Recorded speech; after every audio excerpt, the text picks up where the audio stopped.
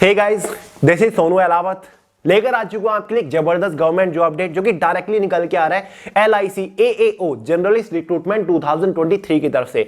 LIC के बारे में आप जानते हो, लाइफ इंश्योरेंस कॉर्पोरेशन, जिसके अंदर AAO असिस्टेंट एडमिनिस्ट्रेटिव ऑफिसर की पोस्ट के ऊपर जबरदस्त वैकेंसी आ चुकी है। दोस्तों ये एक ऑल इंडिया की वैकेंसी है, मेल और फीमेल दोनों ही कैटेगरी कैंडिडेट के एकदम जबरदस्त वैकेंसी रहने वाली है। और इस वैकेंसी का सबसे बड़ा प्लस पॉइंट है इसकी सैलरी। इस पोस्ट के ऊपर सिलेक्शन होने के बाद आपको एक जबरदस्त लेवल की सैलरी देखने को मिलती है। तो आगे इस वीडियो में आपको इस वैकेंसी के रिगार्डिंग कंप्लीट डिटेल्स प्रोवाइड करूंगा। इसका detail selection procedure step by step आपको समझाऊंगा। एलिजिबिलिटी क्राइटेरिया के बारे में बात करेंगे, एज लिमिट, एजुकेशन क्वालिफिकेशन क्या रखा गया है, साथ ही एग्जाम पैटर्न को डिस्कस करेंगे। इसका complete detail syllabus, subject wise, topic wise PDF form में आपको प्रोवाइड करूंगा। इस पोस्ट के ऊपर सिलेक्शन होने के बाद आपको इनिशियल इन हैंड सैलरी क्या मिलेगी, जॉब लोकेशन के बारे में बात करेंगे, एग्जाम सेंटर के बारे में बात करेंगे, जॉब प्रोफाइल के बारे में बात करेंगे, यानी कि इस पोस्ट के ऊपर सिलेक्शन होने के बाद आपको काम क्या करना पड़ता है। तो यार बहुत ही इंटरेस्टिंग पोस्ट निकली है काफी टाइम के बाद। अगर आप इस वैकेंसी को लेकर थोड़े से भी इंटरेस्टेड है तो वीडियो को आखिर तक जरूर देखेगा। तो चलिए बहुत ज्यादा टाइम तो वेस्ट नहीं करते, फटाफट वीडियो शुरू कर लेते हैं। तो दोस्तों जैसे कि मैंने आपको स्टार्टिंग में बताया, ये vacancy LIC life insurance corporation के अंदर निकली है, जो कि ministry of finance government of India के अंदर आता है, जिसके अंदर AAO assistant administrative officer journalist की पोस्ट के ऊपर यह वैकेंसी निकली है। टोटल नंबर ऑफ वैकेंसी इस पोस्ट के ऊपर 300 निकली हुई है, जिसमें से जनरल वालों के लिए 112 वैकेंसी है, OBC वालों के लिए 84 वैकेंसी है, EWS वालों के लिए 27 वैकेंसी रखी गई है, SC वालों के लिए 50 है, ST वालों के लिए 27 वैकेंसीज यहां पर रखी गई है। सबसे पहले बात कर लेते हैं इसकी इंपॉर्टेंट डेट्स के बारे में। फ्रेंड्स, जो इसके ऑनलाइन फॉर्म स्टार्ट हो चुके हैं वो कल से, यानी कि 15 जनवरी 2023 से हो चुके हैं। फॉर्म की जो लास्ट डेट रहने वाली है वो 31 जनवरी 2023 रहने वाली है। इसका सिलेक्शन प्रोसीजर काफी फास्ट चलने वाला है, क्योंकि फॉर्म अप्लाई करने के लिए केवल आपके पास 15 डेज ही है। तो भाई फॉर्म अप्लाई करके दबा के एग्जाम के लिए तैयारी करना शुरू कर दीजिएगा। बात करते हैं फॉर्म फीस के बारे में। जनरल, OBC, EWS कैटेगरी वालों के लिए 850 फॉर्म फीस चार्ज किए गए हैं। ST SC PH कैटेगरी वालों के लिए केवल 100 रुपए फॉर्म फीस चार्ज किए गए हैं। फाइनली बात करते हैं एलिजिबिलिटी क्राइटेरिया के बारे में। सबसे पहले एज लिमिट को डिस्कस करते हैं, उसके बाद एजुकेशन क्वालिफिकेशन देखेंगे। देखिए फ्रेंड, जनरल वालों के लिए मिनिमम एज लिमिट 21 ईयर रखी गई है, मैक्सिमम एज लिमिट 30 ईयर रखी गई है। जो आपकी एज कैलकुलेट होगी वो 1 जनवरी 2023 तक होने वाली है। सीधा सीधा समझ लीजिए, अगर आप जनरल कैटेगरी से बिलोंग करते हो तो आपका जन्म 2 जनवरी 1993 से लेकर 1 जनवरी 2002 के बीच में हुआ है तो आप एलिजिबल है। बाकी OBC ST SC कैटेगरी को एज के अंदर रिलैक्सेशन देखने को मिल जाएगा। OBC वालों को 3 ईयर का मिल जाएगा, ST SC वालों को 5 ईयर का एज के अंदर रिलैक्सेशन मिलता है। बाकी जो अदर रिजर्व्ड कैटेगरी है उनको भी एज के अंदर काफी अच्छा खासा रिलैक्सेशन देखने को मिल जाएगा। बात करते हैं एजुकेशन क्वालिफिकेशन के बारे में, जो कि कोई खास कॉम्प्लिकेटेड नहीं है। अगर आपने कोई भी बैचलर डिग्री पास कर रखी है तो आप इस वैकेंसी के लिए एलिजिबल है, आप फॉर्म अप्लाई कर सकते हैं। अब आपका डाउट आ रहा होगा कि क्या भैया एपीएड कैंडिडेट भी इस वैकेंसी के लिए फॉर्म अप्लाई कर सकते हैं? तो नहीं कर सकते, क्योंकि यहां पर एजुकेशन क्वालिफिकेशन की एक कट ऑफ डेट रखी गई है, जो कि 1 जनवरी 2023, यानी कि आपका फाइनल रिजल्ट 1 जनवरी 2023 से पहले आ जाना चाहिए, तो आप एलिजिबल है, तो आप फॉर्म अप्लाई कर सकते हैं। फाइनली बात करते हैं इसके सिलेक्शन प्रोसीजर के बारे में, यानी कि जब आप इस वैकेंसी के लिए फॉर्म अप्लाई कर दोगे तो फाइनल सिलेक्शन लेने तक आपको किस किस स्टेज से होकर गुजरना पड़ेगा। बेसिकली फ्रेंड्स, इसका कंप्लीट सिलेक्शन प्रोसीजर 3 ही मेजर स्टेजेस के ऊपर टिका हुआ है। स्टेज फर्स्ट में आपका एक एग्जामिनेशन होने वाला है, 100 क्वेश्चंस का होगा, 70 मार्क्स का होगा। ये क्या फंड है आगे मैं आपको बताऊंगा। सेकंड स्टेज, सेकंड फेज में आपका एक मेंस एग्जाम होने वाला है, इसके बारे में डिटेल से बताऊंगा। थर्ड स्टेज में आपका एक पर्सनल इंटरव्यू होगा, उसके बारे में भी डिटेल से बताऊंगा। तो चलिए वन बाय वन एक एक फेज के बारे में अच्छे से डिस्कस करते हैं। बात करते हैं फ्रेंड्स फेज फर्स्ट के बारे में, जिसमें आपका एक प्रीलिमिनरी एग्जामिनेशन होने वाला है। इस एग्जाम में टोटल 3 सेक्शन से क्वेश्चन पूछे जाएंगे, जिसमें से फर्स्ट सेक्शन हमारा रीजनिंग एबिलिटी का रहेगा। इससे टोटल 35 क्वेश्चन आएंगे, 35 मार्क्स का ही ये सेक्शन है। इस सेक्शन को सोल्व करने के लिए आपके पास 20 मिनट्स रहने वाली है। सेकंड सेक्शन क्वांटिटेटिव एप्टीट्यूड का रहेगा, इससे भी 35 क्वेश्चन आएंगे, 35 मार्क्स का ही ये सेक्शन है और 20 मिनट टाइम ड्यूरेशन है इस सेक्शन की। थर्ड सेक्शन हमारा इंग्लिश लैंग्वेज का, जिसमें फोकस आपका ग्रामर और वोकैबुलरी और कॉम्प्रिहेंशन के ऊपर किया जाएगा। ये सेक्शन हमारा 30 क्वेश्चंस का है, 30 मार्क्स का ही ये सेक्शन हो जाता है और 20 मिनट इस सेक्शन की टाइम ड्यूरेशन रहने वाली है। इसी के बेसिस पर अगर देखें, प्रीलिमिनरी एग्जाम में टोटल 100 क्वेश्चन हो जाते हैं, लेकिन जो इसकी टोटल मार्किंग हो जाती है ना क्वालिफाइंग कट ऑफ के लिए, वो 70 मार्क्स हो जाती है। ठीक है, टोटल टाइम ड्यूरेशन आपकी 1 आवर हो जाती है। अब दोस्तों ये क्या चक्कर है, एग्जाम में टोटल क्वेश्चन तो 100 है, लेकिन क्वेश्चन पेपर की टोटल टाइम ड्यूरेशन 70 है। देखिए दोस्तों, फेज सेकंड में एंटर करने के लिए एक इनिशियल क्वालिफाइंग कट ऑफ बनेगी, जो कि प्रीलिमिनरी एग्जाम के मार्क्स के बेसिस पर बनेगी।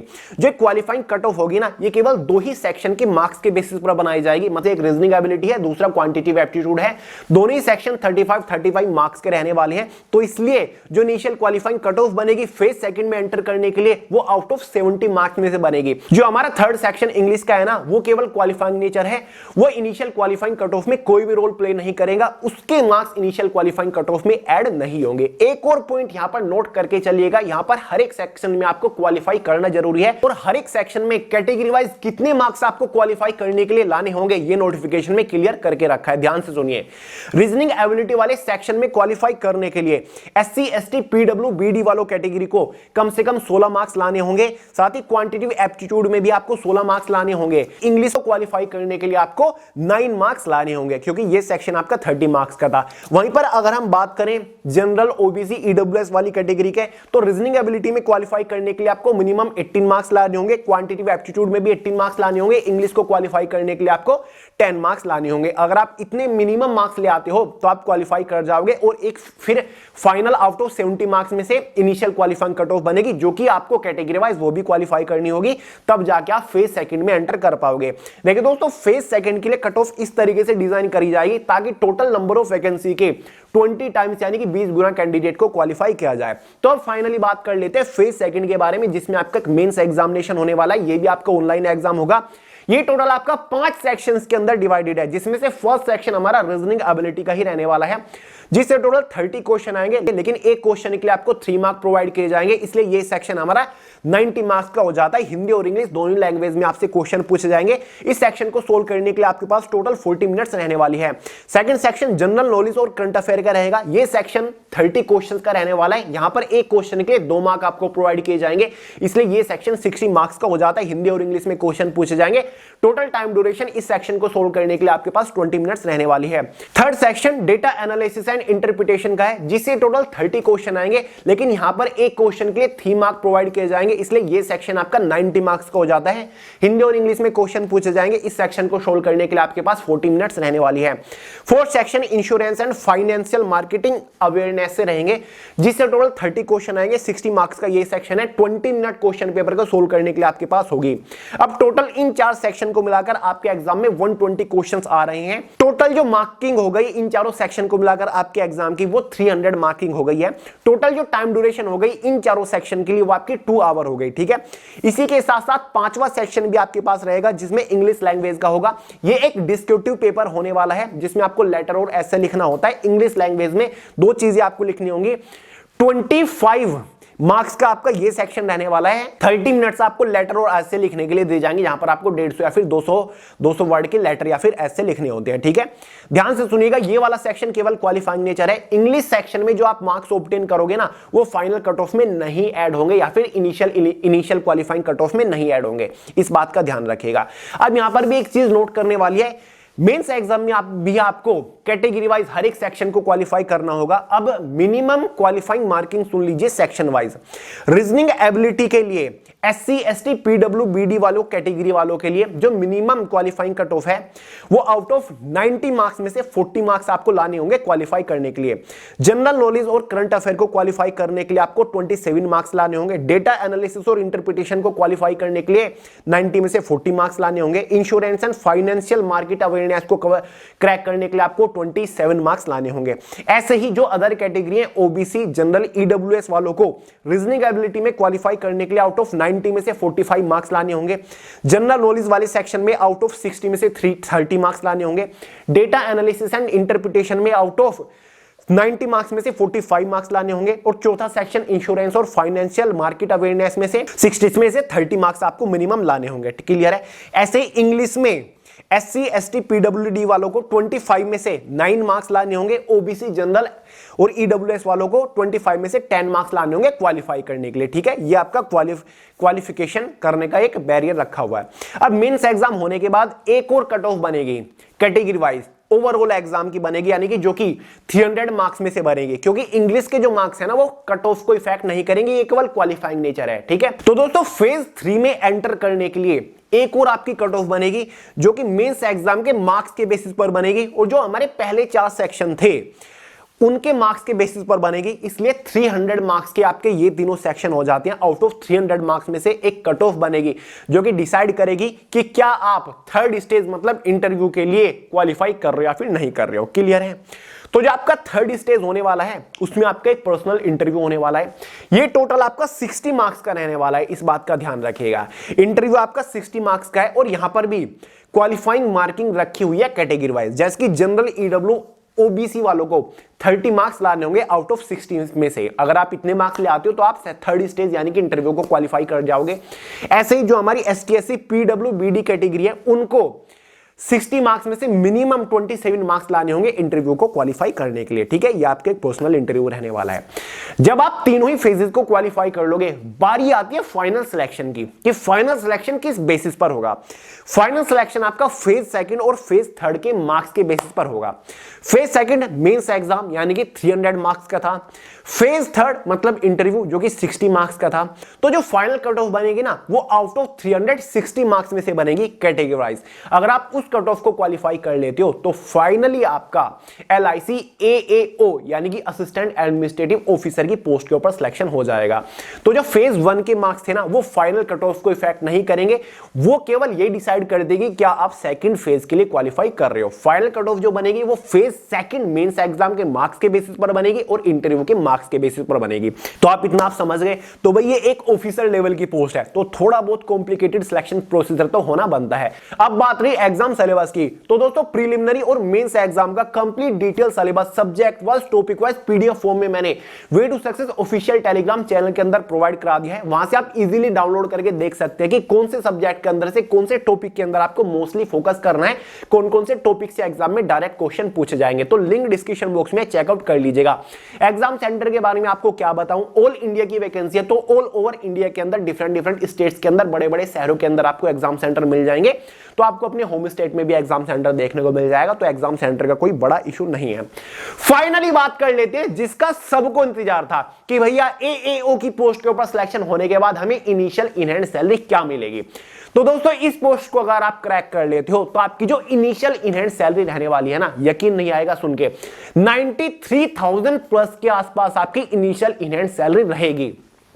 नोटिफिकेशन में 2 सैलरी लिखी हुई है, एक तो आपकी बेसिक सैलरी है जो कि आपकी 53,600 है, ये आपकी बेसिक सैलरी है इस पोस्ट की। लेकिन इस बेसिक सैलरी के साथ कुछ एक्स्ट्रा एडिशनल अलाउंसेस भी जुड़ते हैं, जिसके बाद आपकी final initial in hand salary 93,000 plus के आसपास हो जाती है। इस पोस्ट के ऊपर आपको भर भर के अलाउंसेस मिलते हैं, जैसे कि आपको डियरनेस अलाउंस तो मिलता ही है जो कि आजकल बेसिक सैलरी का 38% हो चुके हैं। साथ ही आपको हाउस रेंट अलाउंस मिलता है, साथ ही ट्रांसपोर्ट अलाउंस मिलेगा, स्पेशल अलाउंस मिलेगा, लीव ट्रेवल कंसेशन आपको मिलेगा, साथ ही आपको इसमें न्यूज़पेपर अलाउंस भी मिलता है, साथ ही एंटरटेनमेंट अलाउंस भी आपको मिलेगा, साथ ही एक इसमें मेल कूपन मिलता है, साथ ही हाउस होल्ड अलाउंस मिलता है, मेडिकल अलाउंस मिलता है, मोबाइल बिल अलाउंस आपको इस पोस्ट के ऊपर देखने को मिल जाएगा।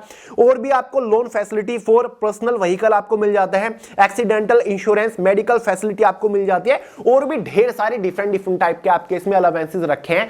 कुछ अलाउंसेस ऐसे होते हैं जो कि बेसिक सैलरी पर हर महीने जुड़ते हैं, कुछ अलाउंसेस 6 महीने के बाद जुड़ते हैं, कुछ अलाउंसेस ईयरली जुड़ते हैं। ठीक है, और साथ ही फ्रेंड्स आपकी पोस्टिंग किस शहर के अंदर हो रही है उसके ऊपर भी आपके अलाउंसेस डिपेंड करती है, आपकी फाइनल सैलरी डिपेंड करती है। तो कुल मिला के इस पोस्ट के ऊपर एक खतरनाक लेवल की, जबरदस्त लेवल की सैलरी देखने को मिल जाएगी। क्लियर है? अब देखिए फ्रेंड, जैसे आपके इस पोस्ट के ऊपर सिलेक्शन हो जाता है ना, इसमें आपका 1 ईयर का एक प्रोबेशन पीरियड भी रखा हुआ है। अब फाइनली बात कर लेते हैं जॉब प्रोफाइल के बारे में, यानी कि जो AAO असिस्टेंट एडमिनिस्ट्रेटिव ऑफिसर की पोस्ट है, उस पोस्ट के ऊपर सिलेक्शन होने के बाद आपको काम क्या करना पड़ेगा। प्रमोशंस के बारे में आगे बात करेंगे।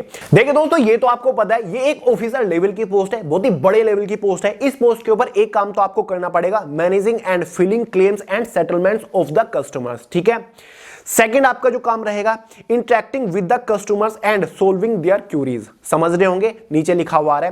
थर्ड जो आपके इसमें काम है to complete the work as assigned by the higher authority, यानी कि जो आपसे हायर अथॉरिटी है जो आपको वो काम देती है वो आपको कंप्लीट करना पड़ेगा, डिपेंड करते हैं कि काम क्या है।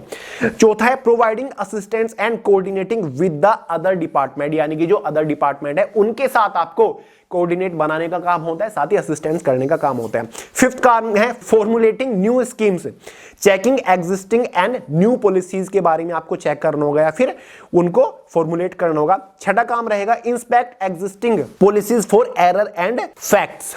ये 5 आपके काम है, कुछ और भी काम हो सकती है। बेसिकली ये एक ऑफिस लेवल की पोस्ट है, ठीक है। आपको एक अलग कैबिन भी इसमें मिल जाता है, आपको हमेशा ब्रांच के अंदर रहकर काम करना पड़ता है, ऑफिस सेक्शन के अंदर आप काम करोगे। एक ऑफिसर लेवल की पोस्ट है, बहुत बड़ा स्टाफ आपके अंडर काम करने वाला है, क्लियर है। अब फाइनली बात कर लेते हैं प्रमोशंस के बारे में, यानी कि इस पोस्ट के ऊपर सिलेक्शन होने के बाद कितने टाइम बाद और कौन सी पोस्ट के ऊपर आपको प्रमोशन मिलता है। देखिए दोस्तों, कम से कम 3 साल तो आपको AAO यानी कि असिस्टेंट एडमिनिस्ट्रेटिव ऑफिसर के तौर पर ही काम करना पड़ेगा। उसके बाद अपॉर्चुनिटीज काफी सारी निकलती है प्रमोशंस की, इंटरनली डिपार्टमेंट के अंदर अपॉर्चुनिटीज निकलती है, आपके परफॉर्मेंस के बेसिस पर आपको प्रमोशंस मिलते हैं। यहां पर आप असिस्टेंट एडमिनिस्ट्रेटिव ऑफिसर की जनरल पोस्ट के ऊपर हो, प्रमोशन होने के बाद आप एडमिनिस्ट्रेटिव ऑफिसर की पोस्ट के ऊपर पहुंच जाओगे, जहां पर आपको असिस्टेंट डिविजनल मैनेजर की पोस्ट मिलती है, साथ ही डिविजनल मैनेजर की पोस्ट मिलती है। उसके बाद आपको सीनियर डिविजनल मैनेजर की पोस्ट मिलती है, साथ ही आप ब्रांच मैनेजर की पोस्ट तक पहुंच जाते हो। जैसे ही आपकी रैंक बढ़ती जाएगी, जैसे ही आपकी पोस्ट बढ़ती जाएगी, ऐसे ही आपकी सैलरी भी इंक्रीज होती जाएगी पोस्ट के अकॉर्डिंग, क्योंकि आपका ग्रेड पे बढ़ता रहेगा। तो यार एक बहुत ही जबरदस्त लेवल की पोस्ट है। अगर आपको रियली में करियर ग्रोथ देखनी है तो ये गवर्नमेंट जॉब आपके लिए बहुत ही बेस्ट रह सकती है। तो फ्रेंड्स, आई होप मैंने आपको इस वैकेंसी के रिगार्डिंग कंप्लीट डिटेल्स प्रोवाइड करा दी। अगर फिर भी कोई डाउट रह गया हो तो कमेंट करके पूछ सकते हैं, वरना मैं आपको सोनू अहलावत के नाम से इंस्टाग्राम के ऊपर मिल जाऊंगा। तो चलिए दोस्तों, वीडियो पसंद आए लाइक जरूर करिएगा, दोस्तों का शेयर करिएगा, चैनल को सब्सक्राइब करना मत भूलिएगा। मिलते हैं यार अगली वीडियो में बहुत जल्द, तब तक के लिए जय हिंद।